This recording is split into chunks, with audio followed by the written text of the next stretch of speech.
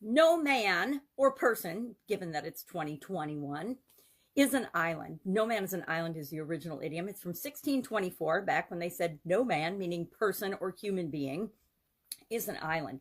This was actually part of a sermon by an English author named John Donne, or Donne. It's probably Donne. I don't know how to pronounce it exactly. But he was comparing people to countries in the sermon and talking about the importance and the connectedness between people. Human beings don't do well when they're isolated. If you were on a deserted island all by yourself, chances are you wouldn't survive very long. Well, you might survive like in what was that movie with anyway, you might survive and talk to a basketball, but chances are you wouldn't fare very well, because we need other people. It's why they put prisoners that are dangerous in isolation. They keep them separate from other people, and I think that keeps other people out of harm's way, but it also has a tendency to make people lose their mind and go crazy.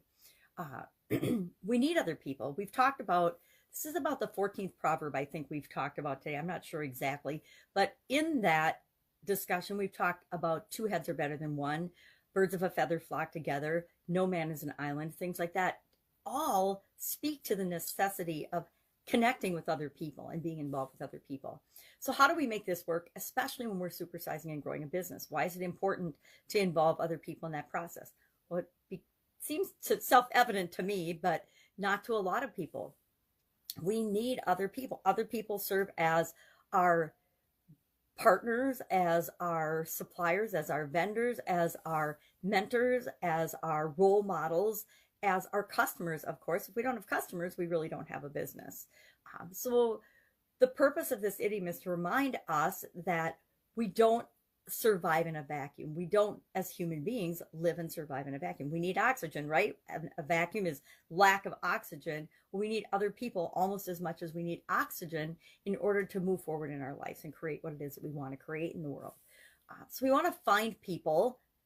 We want to find our people, the people that we're here to serve, the people that we get along with, the people that we can relate to, and the people that can relate to us, the people whose problems we can solve and help out with whatever it is that in whatever way we serve them.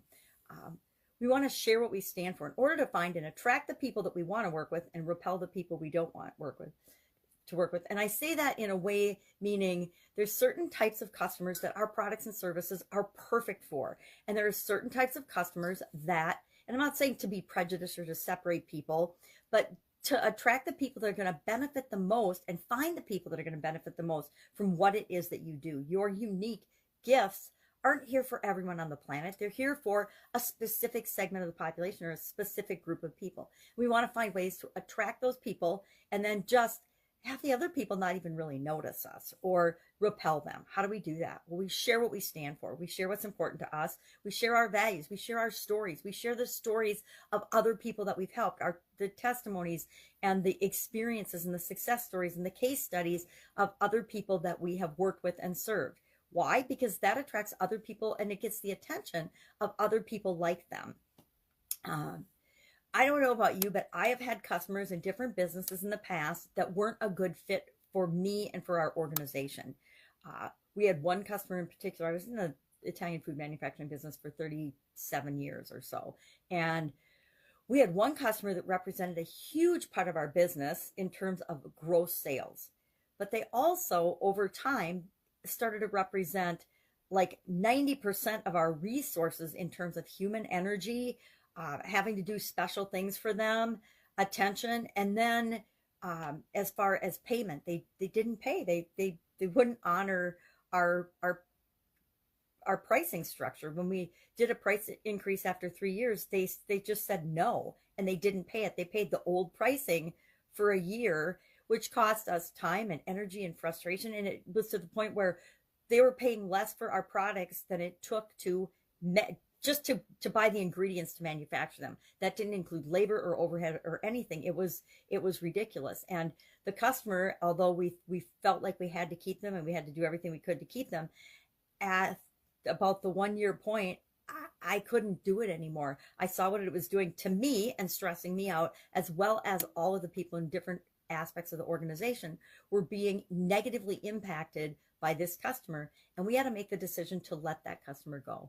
And probably one of the hardest decisions I made in my life, but also one of the best, because we replaced that one customer that was taking up so much of our energy, so many of our resources, with a few other customers that were perfect for us. They loved and appreciated our products and services. They loved and they treated our people and my people and me right and fairly and the way we wanted to be treated. And it changed everything, and the whole dynamic of the organization and the whole culture of the organization went back to what we had always wanted it to be, without the stress and the drama of just one customer that was causing the vast majority of the negative impact on our business, on my business. So we want to make sure that we're attracting the right people and the right customers for us, and letting go of the people that we're not right for. And we didn't just let go of them. We found other suppliers for them and left the relationship on relatively good terms, but it ended up being much better for us. And I suspect it was probably better for them as well. So how else can we apply this no man is an island to growing our business? We want to always, I've said this, I've been beating this horse for I don't even know how long now, but especially last year and into 2021 as well. I suspect I'll be talking about it all year long. Treat people the way you want to be treated. Share your expectations. People need to know what to expect from you, but also expect what you want. Expect in a positive way. Don't expect in a negative way, because guess what? We get what we expect. This is a controversial statement, but we absolutely positively get what we expect. It works in positive ways and it works in negative ways. It works in our personal life. It works in our business life. So always expect the best and always expect what you want.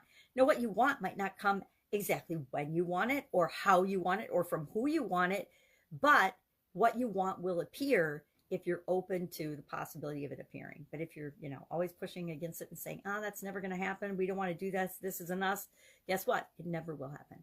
And the last point on no man is an island is ask for help and accept help when it's given. Some of us have a lot of trouble asking for help and then accepting it when it's given. And when we reject help when it's given and offered, we're actually pushing back and negatively impacting the person that we say no to, because they want to help and provide service because it helps them and makes them feel good and helps them grow. So it's like accepting a compliment. Always just say thank you and appreciate the compliment, appreciate the help. But don't be afraid to ask for help, because none of us are going to achieve what we want to achieve on our own, because no man is an island. No person is an island. We are interconnected. And whether you believe it or not, it's more of a spiritual belief. What do unto others as you would have them do unto you, because we are all connected.